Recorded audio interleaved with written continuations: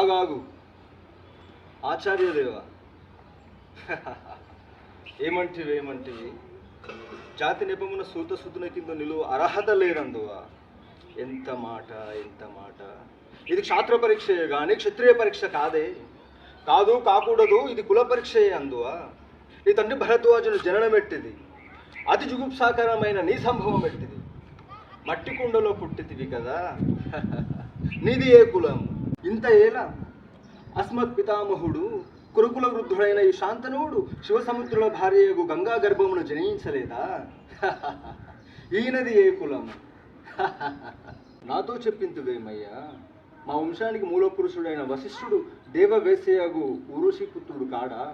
అతడు పంచమజాతి కన్యయగు అరుంధతి అందు శక్తిని, ఆ శక్తి చండాలంగన యందు పరాశరుని, ఆ పరాశరుడు పల్లెపడుచు మత్స్యగంధి యందు మా తాత వ్యాసుని, ఆ వ్యాసుడు విధవరాన్రైన మా పితామహి అంబికతో మా తండ్రిని, పినపితామహి అంబాలికతో పినతండ్రి పాండురాజుని, మా ఇంటి దాసితో ధర్మ నిర్మాణచరుడని మీచే కీర్తింపబడుచున్నారు.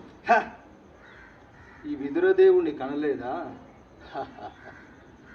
సందర్భావసరములను బట్టి క్షేత్ర బీజ ప్రాధాన్యములతో సంకరమైన మా కురువంశము ఏనాడో కులహీనమైనది కాగా నేడు కులము అని ఈ వ్యర్థవాదములు ఎందులకు? ఓహో, రాచరికమా అర్హతను నిర్ణయించినది?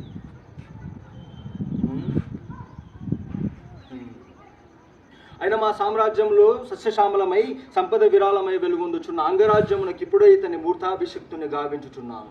సోదరా దుశ్శాసన, అనగ్ర నవరత్న సక్త కిరీటమును వేగముగా కుండితెంపు. మామా గాంధార సార్వభౌమ, తురుచిర మణిమయ మండిత సువర్ణ సింహాసనమును తెప్పింపము.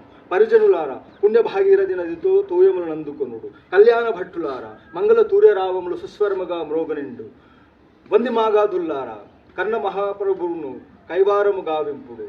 పుణ్యాంఘనలారా, ఈ రాధాసూతునకు పాలభాగమున కస్తూరి తిలకమును తీర్చిదిద్ది బహుజన్మ సుకృత ప్రదీపాది సౌలబ్ధ సహజ కవచ కచ వైఢూర్య ప్రభాదిత్యోలికి వాంఛలు చెలరేగా వీరగంధము విదరాల్పుడు.